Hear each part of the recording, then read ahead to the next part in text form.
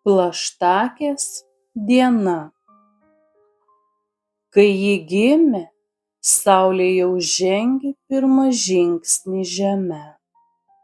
Atsimerkusi, ji pasižiūrėjo į savo sparnus. Jie buvo platūs, oranžiniai, su rausvais atspalviais, o pakraštėliai raudoni tarytum liepsna. Pajudino. Jie buvo sunkūs. Ant kiekvieno sparno spindėjo mėlynas rasos lašas. Saulė priartėjusi, pabučiavo lašus ir sugėrė. Tose vietose ant sparnų liko taškai, mėlyni, mėlyni, net akį vėrė. Saulė ir tarė plaštakei: tu gyvensi tik vieną dieną, iki nakties. Kai aš nusileisiu į ežerą, sutems. Tada išeisi ir tu. Bet ši diena tavo ir ta žemė, ir tie medžiai, ir tas ežeras. Daryk, ką nori, skrisk, kur nori. Oranžiniai sparneliai suplasnojo, tarsi patys pakilo į orą. Šalia stovinti Agona linktelėjo raudoną galvą. Ateik pas mane. Plaštakė atlėkė pas ją, pasisveikino ir paklausė: ar tu taip pat vieną dieną gyveni? Bet Agona tik supleveno savo žiedlapiais. Ak, aš jau seniai gyvenu ir gyvensiu visą vasarą ir rudenį. Dar aš turiu žydėti, paskui subrandinti 1000 juodų apvalių sėklų ir paleisti jas visas su vėju. O paskui mane kas nors primins koją arba sustingdys pirmoji šalna. Plaštakė krūptelėjo ir nuo jos sparno ant Agonos galvos nukrito viena aukso dulkelė. Agona sušvito kaip liepsna ir nustebo plaštakė. Ji nė nemanė turinti tokių stebuklingų dovanų. Jei šiandien lis, ateik pas mane, aš tave paslėpsiu nuo lietaus, dėkinga tarė Agona.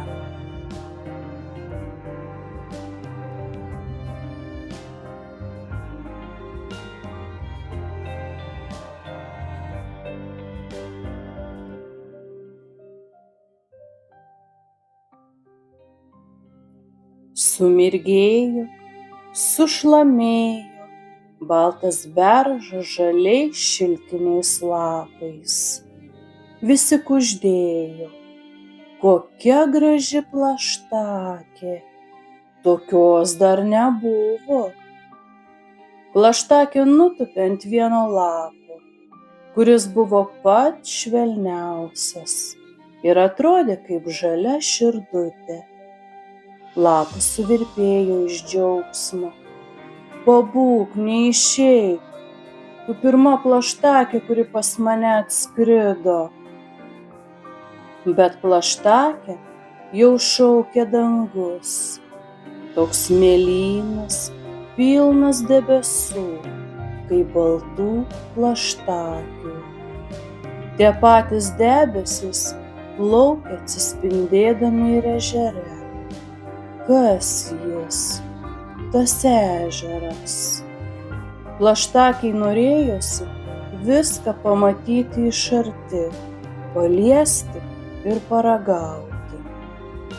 Aš negaliu pasilikti, aš gyvenu tik vieną dieną, Šiąnakt manęs jau nebus. Turiu skubėti visą pasaulį pamatyti. Beržo lapas net išsigando. Kaip? Tik vieną dieną, ne visą vasarą? Vargšelė tu. Bet Plaštakė buvo išdidi. Ji nenorėjo, kad jos gailėtųsi ir pakėlė sparnus. Sudie, atminimui aš tau paliksiu aukso dulkelę. Ir ant beržo lapo suspindėjo maža ugnelė. Plaštakė skraidė po visą pievą, nuo Ramunės ant Smilgos, nuo Smilgos ant Dobilo. Dalindama aukso dulkeles, visi džiaugėsi ir dėkojo.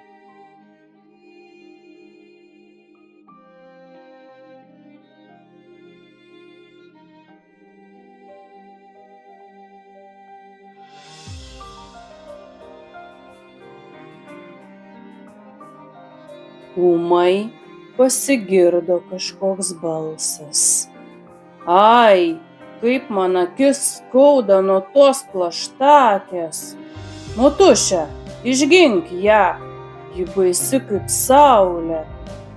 Plaštakė atsisuko ir pamatė, kad vienu sparneliu atsirėmusi į žeminę slenkstį, ant kurio sėdi kurmiukas. Kurmienė tuojau iškišo galvą ir apramino sūnų.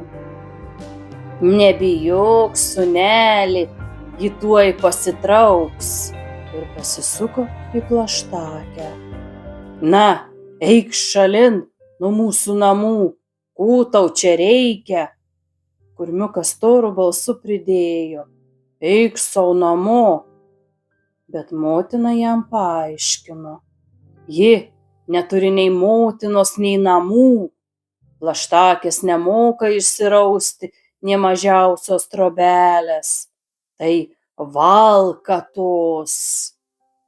Plaštakė pasitraukė ir nieko neatsakė, lyg sustingo ji vidury pievos. Staiga kažkas ją timptelėjo už sparno.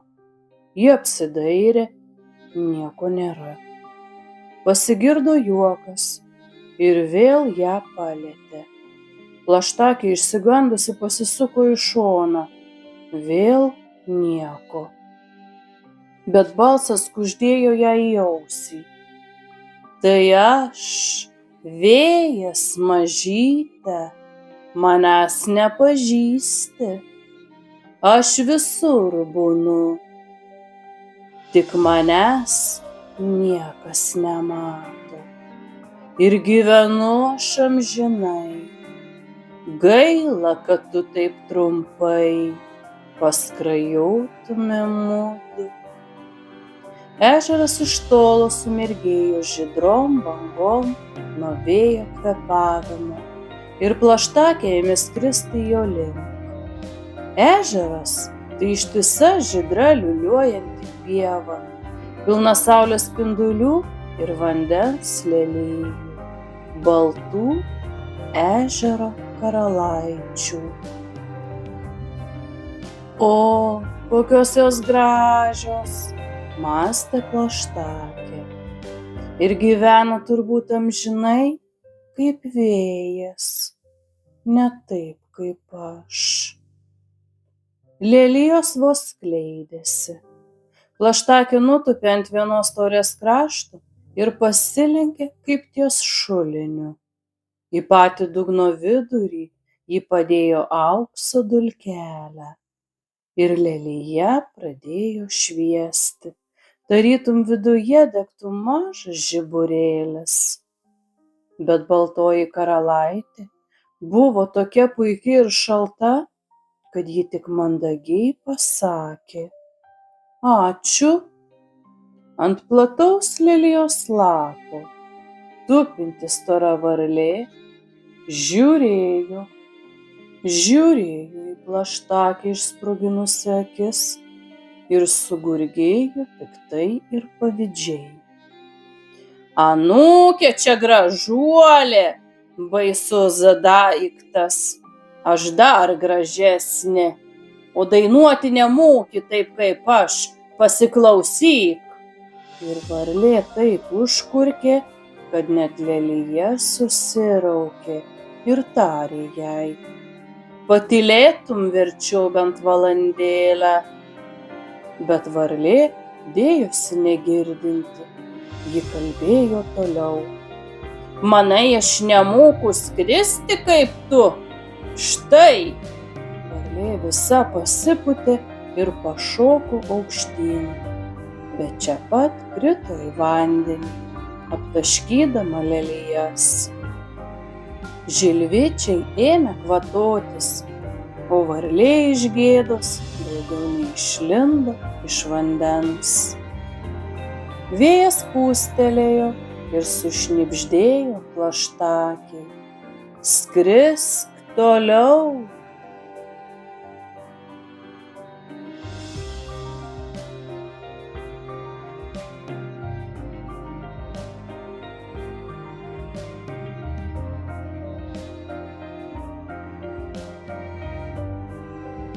Tarp dviejų pušų stovėjo rudas kalnas. Tai skruzdėlynas. Visos skruzdės susirūpinusios bėgiojo triūsė nesustodamos nė minutę, nepavargdamos. Plaštakė susimąsčiusi žvelgė, kaip jos skuba pluša savo pilyje, rimtos ir nekalbios. Viena ją pamačiusi stabtelėjo. Štai dykaduonė, gera tokiem gyventi, niekas nerūpi, nieko nedirba, tik skraidyt ir težino. Plaštakei suskaudo širdį. Kodėl jūs manęs nekenčiat? Ką aš jums bloga padariau? Todėl, kad tu ne tokia kaip mes, atsakė skruzdė ir nuvilko toliau savo naštą. Saulė jau artėjo prie ežero ir plaštakė skubėjo išdalinti aukso dulkeles, kad visi žibėtų skaisčiom liepsnelėm.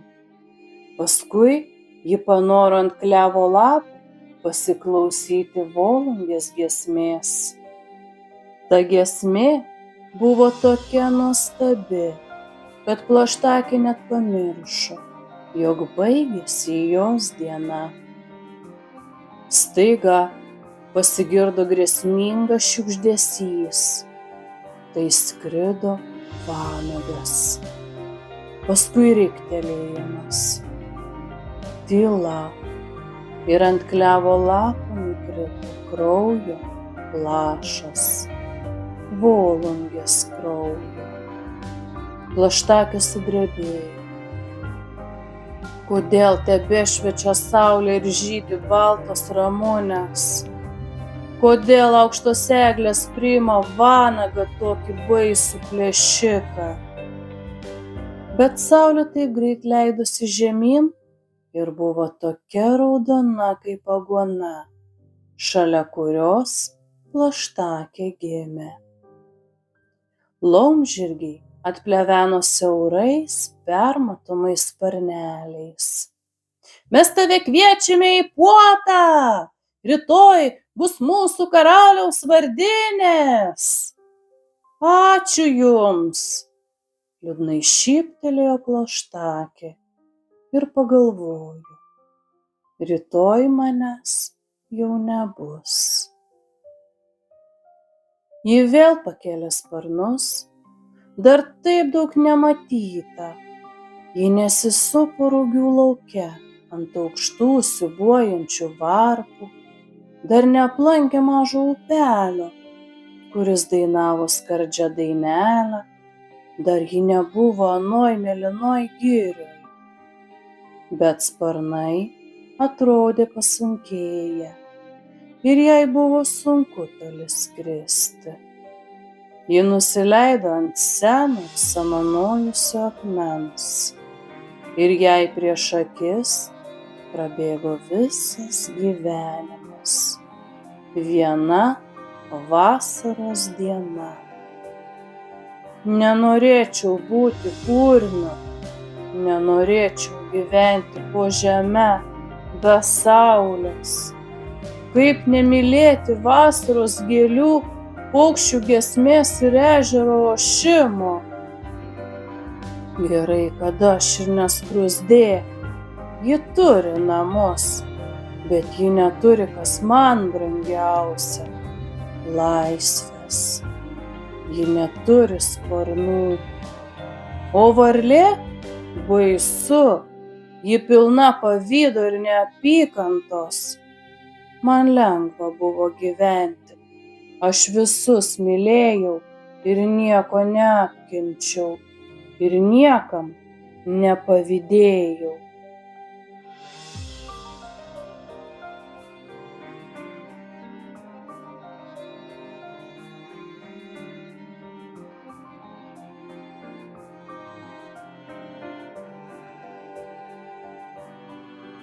Saulė dabar degė patamsėjusi, raudona kaip volungės kraujas. Bematant ji paniro į ežerą. Plaštakė prigludo prie įšildyto akmens, plačiai ištiesusi savo trapius sparnus. Ant mėlynų taškų sparnų vidury nusileido vakaro rasa. Akmeniui buvo labai gaila plaštakės, bet jis negalėjo jos paguosti. Akmenys nemoka kalbėti. Jis tik tai kiek beįstengdamas švelniau laikė mažytę oranžinę vasaros viešnią ir tylėjo, nemokėjo net verkti.